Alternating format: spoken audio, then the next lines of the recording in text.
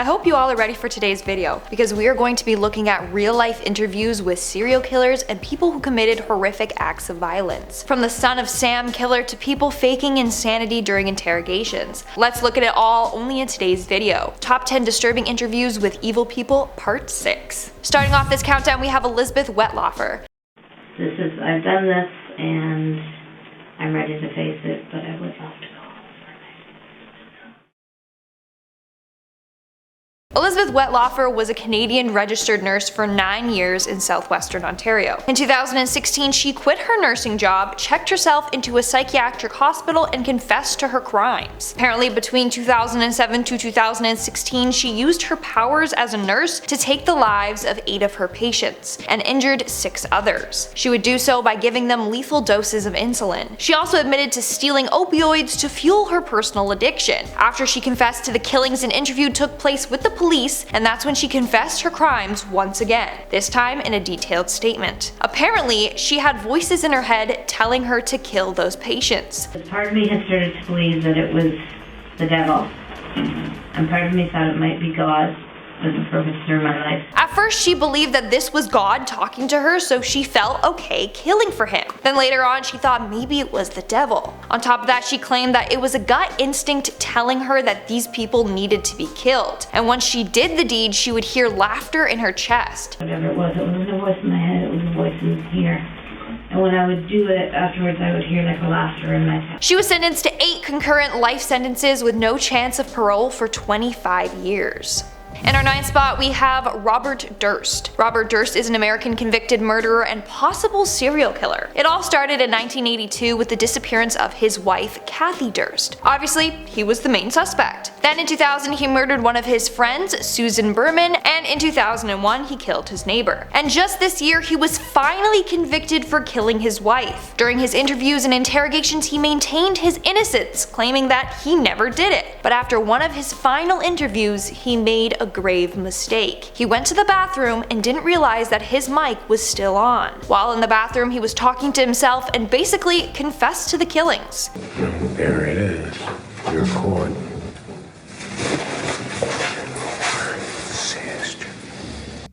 What the hell did I do?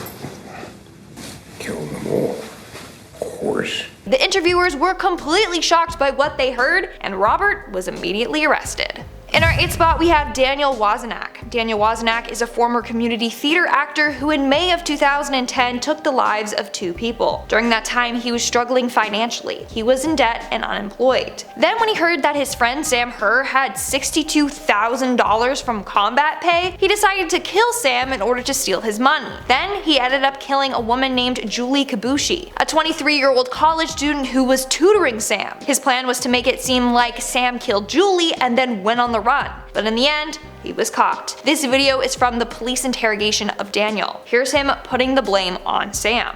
Opened the door, it was Sam. I'm like, hey man, what's going on? Everything good? And he's like, not good, we're in trouble. We need to get the out of here. And so we drove, he's like, there's a dead body in my apartment. He said he'd been doing some heavy drugs. He's like, I shot somebody. I was not happy about it. It was a fit of rage, and honestly, she had it coming. I said she. But of course, the police weren't buying his story. It was all too convenient. Where's the gun, Sam? What did you do with the gun? I'm not Sam, my name's Dan. I know, but that's what you heard. Wasn't that what you were asking him? No, I had nothing to do with this because my life was in danger with my wife. I'm sorry. How was your life in danger? He threatened it. The 2 interrogators could see through Daniel's act. In fact, they said it was as if he was putting on a theater show for them. In the end, Daniel did confess, but figured he might try and act insane in order to get off with lesser charges. Money and insanity. Money and insanity. Okay. In our 7th spot, we have patient number 18. Now, this has got to be one of the creepiest and mysterious clips on the internet. It's an interview featuring a man named Patient 18. This interview is filmed at a psychiatric hospital, and this man is there because he has schizophrenia. This tape is actually what schools use to teach their students about schizophrenia and the mind. But it's mysterious because we don't know much about this dude. Now, I just want to say, having schizophrenia or mental health issues does not make this guy an evil person. He's on today's list because apparently at the hospital he admitted to taking someone's life. Plus, he has a history of criminal behavior. Upon doing more research, this might be a man named Stephen E. Anyways, take a look at this interview. And what happened that ended up with your being here in the hospital? The psychiatrist decided that this was the situation for me. Did he tell you why? No, the psychiatrist did not.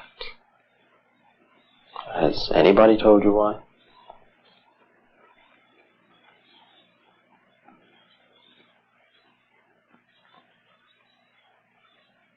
No. I got chills. I don't know about you. It's quite interesting how he carefully plans out his answers. Plus, no matter what they're talking about, he still shows no emotion. And in what way are you different?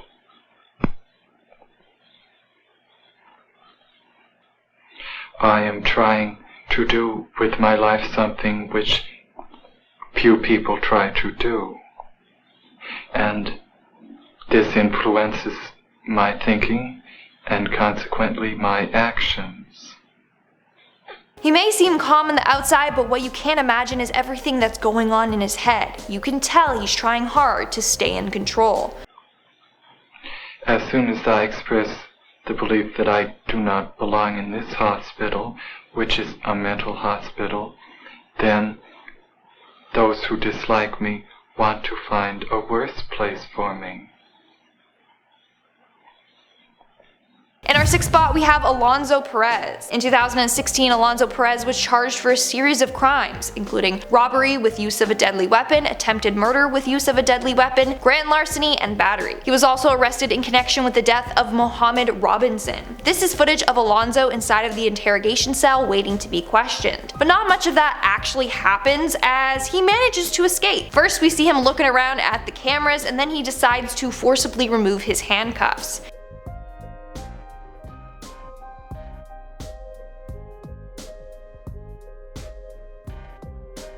Now, he does manage to get them off, but he's not ready to leave yet. He hasn't thought of a plan. So he pretends that his handcuffs are still on and he thinks of an escape plan. When he thinks of his plan, he gets up, climbs up, and escapes by crawling through the ceiling. He then drove away in a rental truck that someone left with the engine running. But don't worry, it was short-lived freedom because within days he was caught again, and in more trouble. In the end though, he did plead guilty to 3 murders. We're now at our 5th and halfway mark with Andrei Chikatilo. Andrei Chikatilo, otherwise known as the Butcher of Rostov or the Rostov Ripper, was responsible for the deaths of 56 individuals. He would lure people that he met at bus stops or train stations away to remote locations, and then he would murder them. Sometimes he would even eat certain parts of his victims. In this interview, what shocks a lot of people is the fact that everyone expects him to act like a monster, but in fact, he acts quite the opposite. He seems innocent, which is either an act or, his true personality. So he keeps up the innocent act saying how he feels sorry, blah blah blah. But the act drops when he is asked one question. Now the interview is in Russian, but I have the translation. So the interviewer asks him if he has ever thought about meeting his victims in heaven or hell. He answers with, and I quote, "No, I have never thought about that, never. I feel like it doesn't bother me.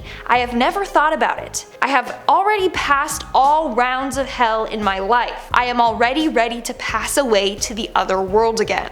That right there is creepy, not gonna lie. In our 4th spot, we have David Berkowitz, but you probably better know him as the Son of Sam. He was a serial killer who took the lives of 6 individuals and wounded 7 others in New York City for more than a year. He would typically target good-looking young women with long brown hair. As a result, a number of women were cutting their hair short or dyeing it blonde. He was eventually known as the Son of Sam because he would leave letters near his victims' bodies, signing it off with that name. In the end, he was caught and claimed that his neighbor's dog was possessed by a demon, and that this demon dog was the one telling him to kill these people. Wild, I know. Well, years later, he did this interview. He admits to being into Satanism and how it influenced him. Yeah. When you talk about Satan, what are you actually referring to? Well, many people may not really understand that, but there was a time I was so confused and so troubled that I was seeking meaning and purpose. I was seeking something, I don't know, as my life began to spin out of control, I mean, I got involved in like Satanism, and I was reading the Satanic Bible. And he continues on talking about himself, but a lot of people believe he was just putting on an act the whole time, that he was trying to convince people that he's normal so that he would be released early. This is pretty common among serial killers. They love to manipulate people. How does it feel to be here for 30 years knowing that this is going to be it? You know, it's like, you know, the expression, take one day at a time, and it's never easy, you know, being incarcerated. I have no one to blame but myself. In our third spot, we have Michael Beaver. In July of 2015, 16-year-old Michael Beaver and his 18-year-old brother Robert took the lives of their parents and 3 siblings. They first attacked their sister. When she screamed, their mother ran out of the bedroom and they stabbed her over 50 times. Eventually, they worked their way around the house, killing their family members. It's a very scary and graphic case. In this interview, Michael completely confesses to everything to an officer. So he was buying weapons because you guys had talked about murdering. Yeah, and he started planning it. Okay. And that you didn't want to do it? I don't want to do it. I didn't, just because I didn't kill anyone. Okay. I stabbed someone. Who did you stab? My younger brother, Christopher. Christopher? How old's Christopher? 9, I think. What did you stab him with? My knife. What's your knife look like? There's literally no emotion in his voice, and for being so young, he doesn't seem affected by this at all. But here's the thing, this guy was obsessed with other killers, and the police officer noticed this and kept prying. Because you mentioned a couple names of, are those like serial killers or something? What, like Columbine? Yeah. Columbine and James Egan Holmes. James Egan Holmes is a guy that shot at the theater. In Colorado? Yeah, he killed 12 and... Wow. How many were killed in Columbine? Columbine? I don't know, like 15, okay. I think.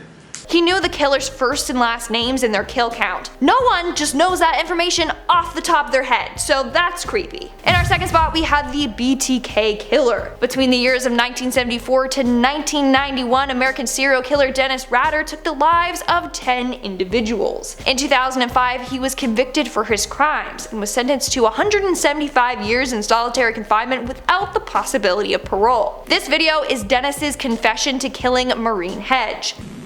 So I very carefully snuck into the house, kind of like a cat burglar, and after checking the house, she wasn't there.